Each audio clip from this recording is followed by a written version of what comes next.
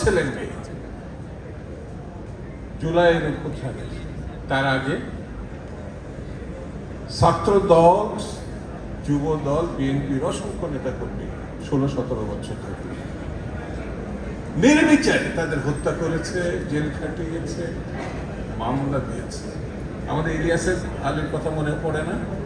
ছাত্র দলের একটি সাধারণ সম্পাদক আজ পর্যন্ত ফিরে আসেন। সেই থেকে বলছি, স্বৈরাচার মুক্ত হয়েছে, অর্থাৎ স্বৈরাচারকে আমরা বিদায় দিয়েছি ঠিক, কিন্তু ফ্যাসিবাদ এখনো যায় না। গেছে গেছে গেছে কাজ শেষ হয় না, তাহলে কাজটা কিন্তু আছে। আমাদের একটা অহংকার আছে, যারা আমরা এই যে আমার সময় থেকে যারা 90 গণপ্রত্যান করেছে, আমরা বেগম জিয়ার আপসের নেত্রী, তার সঙ্গে ছিলাম।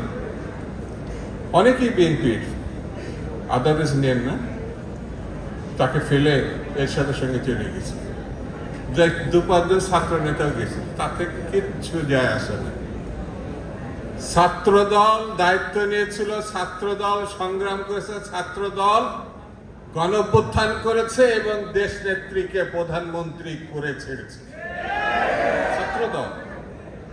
তার সঙ্গে বিএনপি ছিল, অন্যরা ছিল, দেশবাসী ছিল, কিন্তু দায়িত্ব নিয়ে গণঅভ্যুত্থানে এই যে আমান খোকন আছে, তো এখানে তো বক্তৃতা করেছে, তার সঙ্গে ছাত্রদল ছিল, অন্যান্য ছাত্র সংগঠন ছিল, কিন্তু নেতৃত্ব দেশনেত্রীকে যারা মানতেন তারাই দিয়েছিলেন। এখন কিন্তু একটা কাজ, আমি বক্তৃতা শেষ করে ফেলব অল্পতে, কারণ মহাসচিব আছে, প্রধান অতিথি বক্তৃতা করবে।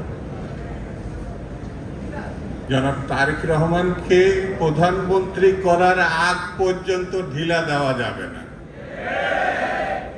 যাবে যাবে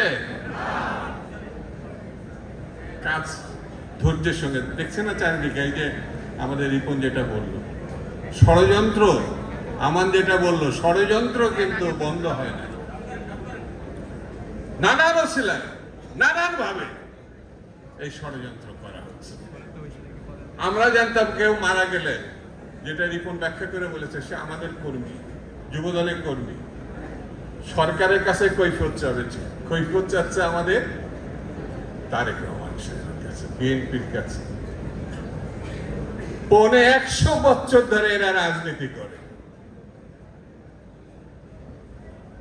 ইসলামিক রিপাবলিক অফ পাকিস্তানে তাদের ভোট ছিল না, বাংলাদেশে তো নাই।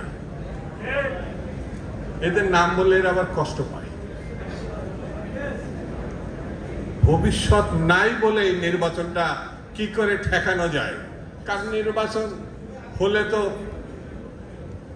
সবাই জানে, দেশবাসী জানে, বিশ্ববাসী জানে, ছেলে জানে, বুড়া জানে, তরুণ জানে, তরুণী জানে কোন মার্কা জিতবে, কোন দল জিতবে, কারা সরকার গঠন করবে। সেই জন্যে ঠারে ঠুরে কি করে ঠেকানো যায়, এই জায়গায় একটু ধৈর্য নিয়ে আমাদের কিন্তু চলতে হবে। ষড়যন্ত্র হবে, ষড়যন্ত্র পা দেওয়া যাবে না, নানান কায়দায়, নানান ভাবে। ওই যে একজন হঠাৎ করে বলে ফেললো না কালকে, যে সরকার পারে না নিরাপত্তা দিতে, সে কি করে ইলেকশন করবে, বললো না? ঘটনা কত রকম জটিল এবং কুটিল, বুঝতে পেরেছেন?